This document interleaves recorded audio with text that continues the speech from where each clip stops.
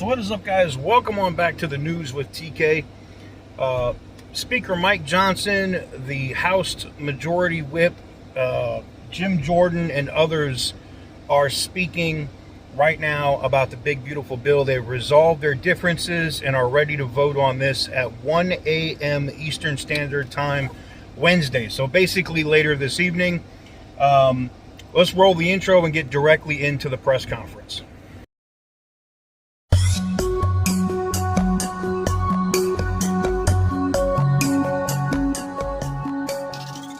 Everyone in that room agreed we will deliver this victory for the president and, more importantly, for the American people. The stakes are too high and we will not miss our chance. Now, switching gears to news that broke over the weekend, the American people are smart, but we already knew that. When the Biden-Hur tapes were released on Friday, it proved that Democrats hid and lied about Biden's condition. The American people knew they were being lied to. And this week, I hope no one takes the Democrats' bait or the Democrats' word for anything, especially when they keep lying and fear-mongering about the one big, beautiful bill. We will not let them get away with their lies. And I hope you all ask them about the tapes this week. Too, really interesting. Contrast that with House Republicans who will remain on offense this week as we advance our one great big beautiful bill. We will pass this transformational legislation for the families who just lost loved ones to the border crisis. Families like Lincoln Riley and Rachel Morin, who were both killed by violent, illegal immigrants, like Zach Cullen, who lost his life to fentanyl, and Agent Raul Gonzalez, who lost his life pursuing an illegal immigrant near the border. This historic opportunity to secure our border and make our communities safer. This bill provides technology to improve border enforcement. This bill provides resources to support border patrol agents that they so desperately need. This bill provides funding to deport more violent illegal immigrants and materials to finish the wall. We have an opportunity right now before us to make generational investments in the safety of our communities. Let's close the floodgates and remove those that never should have been here in the first place. But let's not forget some of what other wins are in our bill and what's at stake, like the people and the mom and pops, the businesses that are facing historic tax increase. If we don't get this bill done, they will not survive if we don't pass this bill. And those on Medicaid who need it strengthened, sustained, and secured. It's time we put them first, not illegal immigrants. That's what we promised the people, and that's what we intend to deliver, to put the American people first. And the one big beautiful bill delivers on those priorities. And I know every single House Republican will be proud of its passage, because when it's all said and done, history will remember that Republicans put Americans first and the Democrats didn't. And now I would like to turn it over to our chairman, Mark Green.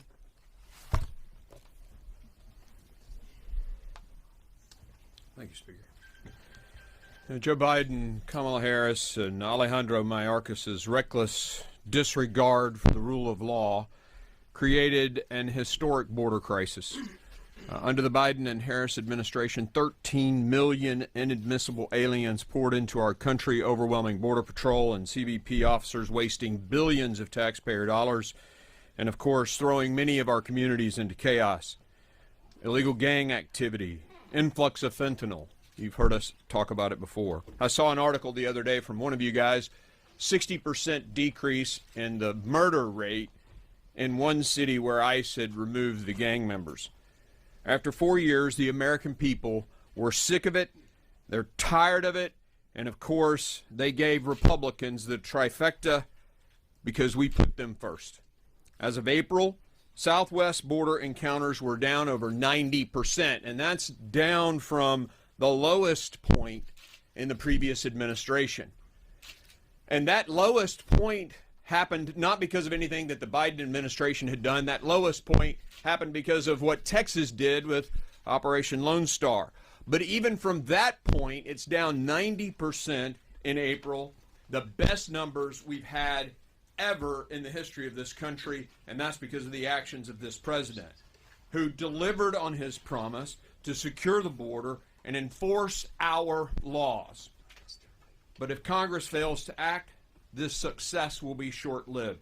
I'm proud of the Committee on Homeland Security's work to include common sense border security legislation. That is a generational opportunity to actually secure our border. We've tried so many times in the past.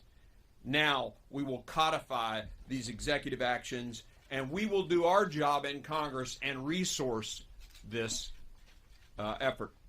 $7 billion to recruit and train new border agents, billions of dollars to fix, to build the wall, and it's a high-tech, lights, cameras, access to observe, $5 billion in technology enhancements, all the support that we can give to the border states. We're going to expand Operation Stone Garden, those grants for those states that actually work with the Department of Homeland Security to secure our border, all in this bill, all because the American people said enough is enough, and all because they elected Donald Trump and a Republican Congress. I now will be followed by one of my mentors and heroes in this building, Jim Jordan.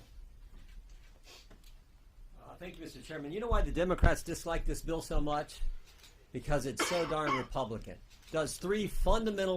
Embraces three fundamental Republican principles. Cut taxes, secures the border, requires work. We're the party that believes you should let mom and dads keep more of their money to chase down their goals and dreams. We're the party that believes you should actually have a secure border. This bill does it, as Chairman Green just pointed out. And we're the party that believes able-bodied adults, if they're going to get your money, should have to work. It's good for taxpayers. It's good for the economy. Most importantly, it's good for that individual. This bill embraces three fundamental principles of our party. That's why I think it's really important that Republicans lean in and go tell the American people how important this legislation is, how it keeps faith with what we told the voters we were going to do last November, why they elected us, and it's right on point. So I'm confident we're going to get there this week, get the votes that we need to get this thing passed, because it does the things we said we were going to do. And with that, I yield to the chairman of the Ways and Means Committee, Chairman Smith. Thank you, Jim. President Trump promised and delivered, and now the House will too. The One Big Beautiful Bill stops the largest tax increase in history and focuses benefits on workers, families, farmers, and small businesses. It unleashes Made in America manufacturing and delivers on President Trump's promise to all American workers. This is an economic growth agenda combined with historic spending reforms that protects those in need and puts America on a path to a better future. $140 billion in your tax dollars shouldn't go to illegal immigrants who have broken the law. Instead, Republicans are putting that money towards no tax on tips and no tax on overtime. Fortunately, 77 million Americans have already weighed in. We're going to deliver on the president's promises, and we're going to help working and middle-class Americans. This is very personal for me. I grew up in a single-wide trailer in a town of less than 5,000 people. The average income in my hometown is just over $24,000. My priority is the working class. That is the priority of President Trump, and that is the priority of the Republican Party. And this bill delivers for them. My neighbors back home and hard-working families and communities, just like in Salem, Missouri, and all across the United States. According to the Council of Economic Advisors, the no tax on tips policy alone will lead to an additional $1,700 in the pockets of each of the 4 million different tipped employees working in communities throughout this nation. family take-home pay will increase up to $13,300 under the one big beautiful bill. And the same study showed that tax relief for seniors, meanwhile, would increase the average take-home pay for qualifying seniors by approximately $450 per year. I'm proud to say we're taking the president's promise and going even farther by delivering even greater benefits for them. I've said it before, and I'll say it again. Failure is not an option. We have to deliver for the American people. Pleased to turn over to Whip Emmer. Thanks, Jason. This week, House Republicans face a historic moment that has the potential to revive the American dream and solidify the comeback that has already begun under President Donald J. Trump. From our nation's farmers to police officers working 60 hours a week, from America's top manufacturers to small businesses on Main Street, our one big, beautiful bill holds promise for every American. In fact, nearly 1,000 organizations have already expressed support for the policies within the bill. The Job Creators Network described our reconciliation bill as, quote, exactly what the country needs to jumpstart the economy and guarantee the safety and prosperity of Americans for decades to come, end quote. The National Association of Manufacturers said of this landmark legislation, quote, we need certainty now, and this is the moment to deliver one big, beautiful bill that lets us compete and win, end quote. Their warning could not be more true. The time to get this done is now. Not only does this legislation make the 2017 Trump tax cuts permanent and implement no tax on tips and overtime pay, it also unleashes American energy, cuts waste, fraud, and abuse, and allows President Trump to continue his successful deportation and border security operations. And that's only naming a handful of things this bill accomplishes. Our reconciliation bill delivers on President Trump's America First agenda, and it does so while saving the American people over $1.6 trillion. The one big, beautiful bill is truly a once-in-a-generation chance to get America back on track.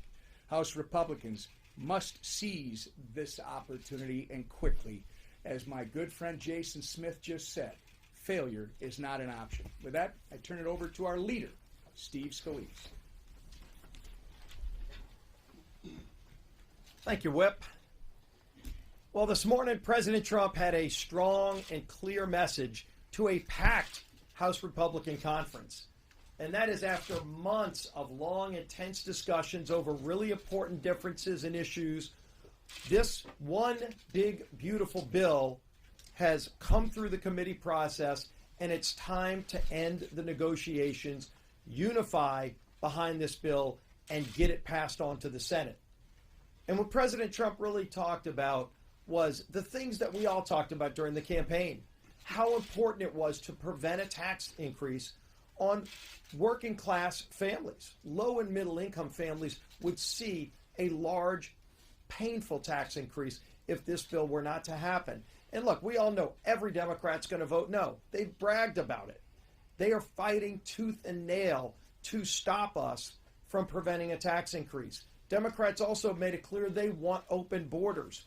And they sure don't want the provisions of this bill, as Chairman Green and Chairman Jordan talked about, that will give our Border Patrol agents the tools they've been asking for years to finally have the technology to be able to compete with the drug cartels and have better tools than the cartels of Mexico have to secure our border, to complete construction of the wall, to deport criminals who came to America to harm our citizens.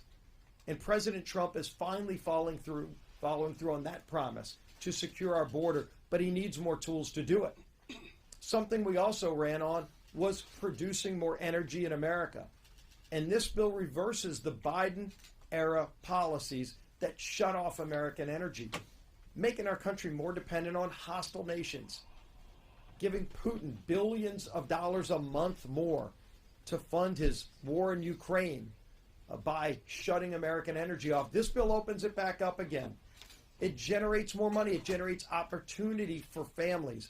It generates higher wages for hardworking taxpayers. It will generate real economic growth to lower inflation, to lower costs at the grocery store, to lower interest rates. All the things that 77 million voters gave us a mandate to go deliver on. I know we've got a few final issues to resolve, but as President Trump said today, it's time to stop the talking and we need action. We need to deliver for those families who have been waiting way too long for the results that are in this one big beautiful bill. A lot of great policies to deliver for those families is just waiting. We're going to deliver this week. We're going to bring the bill. Failure absolutely is not an option. We've got to get this done. And the man leading that charge here in the House, who President Trump had some great words about, is our Speaker, Mike Johnson. Thank you, Leader. Thanks to all these great leaders standing behind me. I tell you what, we're in a very good mood this morning. We had an epic time on the Hill. I don't think there's ever been a time when I've been more proud to be a Republican, to be an American. We're on the verge of making history here, and everybody feels it. In that room today with President Trump, it was filled with standing ovations and high energy and high excitement because everybody senses what's happening here. It was a great esprit de corps, and we're blessed to serve under and with a president who understands the necessity of these relationships and is willing to roll his sleeves up and come stand in the trenches to be a part of this excitement of what's happening. From the outset of the budget reconciliation process, we have sought to enact President Trump's full agenda, not just parts of it. And that's why we call it the one big beautiful bill, because really everything is sandwiched into this. The American people were sick of wasteful spending and high inflation and open borders and weakness on the world stage. And you know what we're working towards right now? The opposite of all those things. President Trump has used his executive authority in historic ways to stop much of the bleeding. But Congress has a role and a responsibility to step in at this stage to stitch up and mend those wounds for good. And that's what this legislation is about. We cannot leave the American people waiting or wanting. The one big beautiful bill enshrines into law and funds President Trump's promises. There's a lot of them because we had to make them. Because after the last 4 years, everything was an absolute disaster. So he's promised to cut wasteful spending and save taxpayers' money. Check. That's what we're doing. Make permanent historic tax cuts and prevent the largest tax hike in U.S. history. Check. That's what we're doing. Invest in our national defense and homeland security in a fiscally responsible manner. That too. Reestablish American energy dominance. And basically restore common sense to the government. That's what the American people elected him to do. This bill does all that and so much more. And as a reminder, we're right on schedule. Our House Budget Resolution gave instructions to 11 separate committees in the House to write their portions of the Budget Reconciliation Bill, and they did it right on target. Every instructed committee exceeded those targets, in fact, that they were given through our resolution. That means the committees that were told to spend have spent less, and the committees that were told to save actually found more savings than they were targeting. And the bill delivered more than $1.5 trillion in savings mandated by the budget resolution. That is historic. There's never been anything like it before. And we're proud to deliver it. This is a whole of Congress response to a whole of government problem. And the results of all this work for over a year has now come to fruition. Every House Republican has engaged in the process. The White House has been involved, as you saw most recently within the last hour. The Senate has been involved. Constituent groups from around the country made their voices heard, and that's why, as the whip said, nearly 1,000 organizations have issued enthusiastic public endorsements about this legislation. I don't think there's ever been anything like that. No legislation has ever garnered that much support. It's really something, and we never promised it'd be easy. We never thought this was going to be an effortless process, because when you're doing this much in a bill this large and complicated and comprehensive, there's a lot of opinions in the room. We respect that in the Republican Party. We're people of deep principle and settled philosophy, and you're going to get differences of opinion when you work through these things. That's part of it. We welcome it. Nothing in Congress is ever easy, especially when you have small margins. But we are going to land this plane and deliver this, and we're proud what we've accomplished together. Every member of the conference can be proud of this legislation in the end. It's truly a nation-shaping piece of legislation. You heard some of the highlights here. Let me just give you a couple of things that haven't been mentioned yet or can't be mentioned enough. Some of the big conservative wins in the bill that are common sense wins for the American people. Putting Americans first. I love what Chairman Jordan said. This is really simple. We're delivering. We're doing what we said we were going to do. When you talk about putting Americans first, we're making the largest investment in border security in over a generation. providing nearly $150 billion to secure our border and deport illegal aliens. We are cracking down on illegal aliens receiving Medicaid, Medicare, SNAP, and tax benefits that are intended for the citizens of this country. We're shifting the cost of adjudication in the immigration system from the American taxpayer to the aliens themselves. And we're imposing a fee on remittance payments to foreign countries by illegal aliens. Second category, providing historic tax relief. We're going to eliminate taxes on tips and overtime and provide tax relief for seniors on Social Security. We're going to eliminate taxes on auto loan interest if that car is made in the U.S., lowering the cost of borrowing for America's farmers and providing tax relief for job creators. Another category, bringing back common sense. I mean, that's the continuing theme here that we all talk about. We're repealing and rolling back over $500 billion in funding for the radical Green New Deal policies from Biden's so-called Inflation Reduction Act. We call it the Inflation Act. We're ending Biden's war on American energy. We're banning Medicaid dollars from going to transgender surgeries for minors. We're canceling Biden's student loan repayment program. We're increasing university endowment tax for these big woke institutions. We're revoking tax exempt status for nonprofits that materially support terrorism. We're doubling the jail time for leaks of confidential taxpayer information. We're eliminating big businesses' ability to engage in woke PR campaigns to facilitate refundability for green energy projects. We're incentivizing federal workforce to be at-will employees, and we're repealing Biden's disastrous EV mandate. The stakes couldn't be any higher. We could go on and on. It's over 1,000 pages. I could list all the wins, but we only have so much time. Despite the overwhelming popularity of so many of these provisions in this bill, the guys on the other side of the congressional Democrats have refused to engage with us in this process at all. They're not going to vote for anything that I just listed for you. And make no mistake about it. This week they're going to vote for. They're going to vote for the largest increase in taxes in American history. They're going to vote against border security, against American energy dominance, and against broadly popular policies such as work requirements to shore up Medicaid. President Trump's one big beautiful bill is going to require one big beautiful vote. And this is our shot. Best chance. This is our best chance that we'll ever have in our lifetimes, and any of us in any of our lifetimes, to deliver on the mandate handed down by so many Americans. 77 million Americans voted for President Trump, more than that. And in fact, it's exactly what Republicans were sent to Washington to accomplish, as Chairman Jordan said. By passing this legislation, wages will increase as much as $11,600. Take-home pay for the typical American family with 2 kids will increase by $13,300 a year.